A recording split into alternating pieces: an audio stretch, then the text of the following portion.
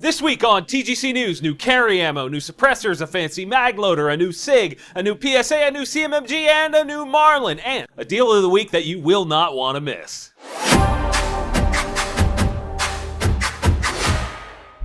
Welcome back to another episode of the Gun Collector News, the only gun news show that covers things you actually care about. My name is John Patton. If you guys want to know more about this incredible wall, yes, you too could have something like this.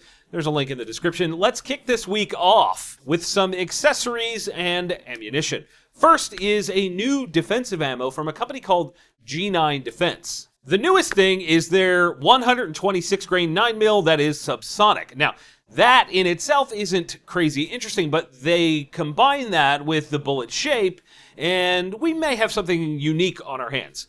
The tip is actually fluted, sort of on an angle. So when it spins, it cuts. Now, you may have seen this style of bullet first popularized by Lehigh Defense.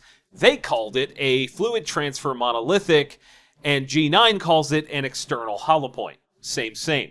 I personally carry Lehigh's take on this concept because I've personally seen it perform and be barrier blind. I can only assume that the G9 is similar, and not only that, but the subsonic nature lends itself really well to shooting suppressed in either handguns or carbines, and therefore could be an excellent choice for home defense. MSRP on a box of this stuff is $37 for 20, or about $1.85 a round. I'd love to get your thoughts on this type of round.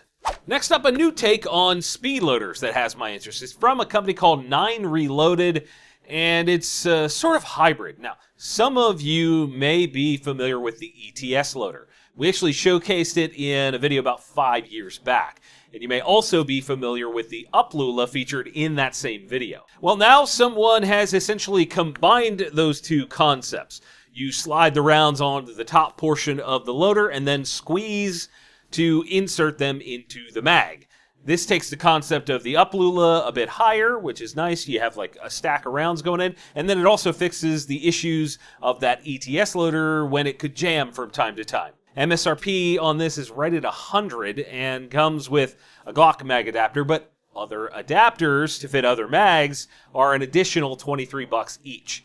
I'll put a link in the description so you guys can go check that out if you want. You know what else you should check out? This week's sponsor, Gideon Optics. Gideon Optics offers affordability with some really solid features in optics like the Mediator with its selectable reticle system, which is an enclosed optic meant to take a beating. The Omega with its huge 27x22 window, RMR footprint, and 3 MOA dot, or the Alpha, which has a 65 MOA circle around a 3 MOA dot, again in the common RMR footprint. To learn more, head over to GideonOptics.com, and to make them even more affordable, use TGC at checkout. Let's keep the accessories rolling with two new cans from AAC. First is the Element 3. This is the third generation of a suppressor that the industry used as a standard for comparison for a long time. They are claiming no first round pop, best in class performance, blah, blah, blah, blah, blah, blah, blah. They all do this, and it's rated up to 5.7, which is nice. The baffles and the outer tube are titanium. MSRP on that one is $425, which is not bad if they are getting top-tier performance. They also have another new one that is part of their Ranger lineup. This is meant to be a sort of battle-ready, ultra-durable, but still solid-performing can. This one is called the Ranger 5 Mini. This is a truncated version of the regular Ranger 5 that claims to maintain hearing-safe sound levels at the shooter's ear. Of course, it's a 5.56 can, but it can also handle 6 ARC, 6 PRC, and 6 Creedmoor. It shaves about 6 ounces and about an inch off the Big Brother, and it's full auto rated because it has Inconel baffles and a stainless tube. MSRP here is $850. How's about we move on to some new guns, shall we? Let's do that. SIG is back in the news with a new version of the MCX Rattler called the Rattler LT. Essentially, they've made it compatible with all the parts from the Spear LT, like handguards and barrels. Whoopity-doo. This one is available in a few calibers like 300 Black, 5.56, and 7.62-39. You can also get it as a pistol or SBR if you want. I don't really have any strong opinions on this one. It's probably fine. I would bet it doesn't suck. And since they don't list MSRPs, go ahead and make that shit up in the comments. Moving on from there, PSA has a new version of the Saber that mimics the HK-made M110A1 SDMR rifle that the Army uses. That HK is very expensive, and as per usual, the PSA version is not. The gun can be had with either forged or billet receivers and shares a similar color scheme to the HK. It's got a 16-inch stainless barrel in .308 Winchester, a big old M-LOK handguard, B5 furniture out back, and a PSA Saber branded 2-stage trigger. MSRP is $1,300, which is bonkers, considering the civilian version that HK makes is pushing over $4K for the base rifle alone. Someone should do like a head-to-head comparison. That would be pretty neat to see how far apart they really are. Where's diminishing returns? Where does that start? That could be neat. I'm not doing that. Somebody else do that. And before we get into a couple more new guns, let's do the deal of the week. It's Black Friday week, so you guys are probably being bombarded. And as you might guess, there's a ton of sales going on. I found one that I think a lot of you guys are going to like. I did find one I think you're going to like. I'm going to dance around the names of certain things here because YouTube might get weird about it. The company starts with an S and ends with a W, and it has over 100 items at 60% off right now. They're all centered around EDC and illumination, edged things, that you keep in your pocket and are super affordable. Like this one that I've been beating the ever-living snot out of for about a year, and a bunch of flashlights as well. There is a link below for that. 60% off is freaking nuts. You should go check that out using our link in the description. Also, linked right there in the description is a way to sign up for our Deal of the Week emails so you won't ever miss them. Maybe you miss this video, maybe YouTube keeps it from you, Facebook keeps it from you. You won't miss that email. Go sign up. Now, how's about a couple more new guns this week? CMMG is back in the news with a new version of their Dissent line.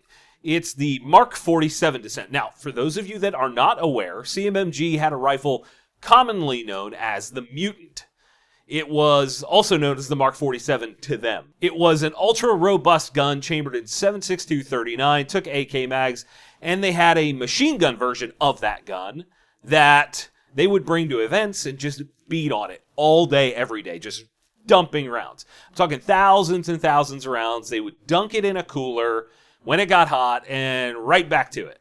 Well, this is the evolution of that. The Dissent line is about having the recoil system contained inside the upper receiver. And that means you could put whatever you want on the back end, like a folding AK style stock that this gun has.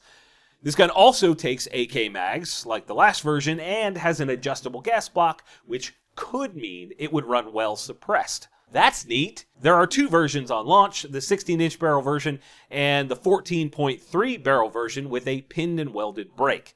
MSRP on these is $2,400.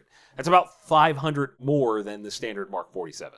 This next gun has my interest for sure. It's from Marlin, and it seems like they've been paying attention to the craze of modernized lever actions and applied it to their Dark line of guns. Now, this isn't the first time we've seen this line. The previous guns basically came with a large loop, long pick rail on top, and a threaded barrel, and oh my gosh, the wood is black. Well, they've taken the latest version a bit farther. Gone is the wood stock in favor of a polymer one, with M-LOK slots that you'll never use in the middle of it, and a QD sling stud, and more importantly, a cheek riser so you can use an optic. Gone is the wood forend in favor of an aluminum version with M-LOK slots all over it. The gun is also shipping with a muzzle brake and a fiber optic front sight. However, it looks like they ditched the large loop, which is super dumb on their part. That should be on every rifle they make. I don't know why it's not. The first version in this line, of course, is the 4570, and teased on their website is a 30-30 and a 44 mag version, likely to drop at SHOT Show. Marlin, if you are listening, do a 357 mag version so we can run 38 special with a can, like I did on this Henry rifle that's on deck for a review that's been done up by Mad Pig Customs. Huh? Oh, that's cool. MSRP on the 4570 is $1,379, which isn't bad for all the stuff they've added to the gun. I don't know about you, but I'm pretty pleased with this new version of Marlin as a company. They seem to be paying attention now that Ruger bought them and moving the company in the right direction for the customer that is alive currently, unlike the old version of the company, which made guns for people that were geriatric. And I'll tell you what,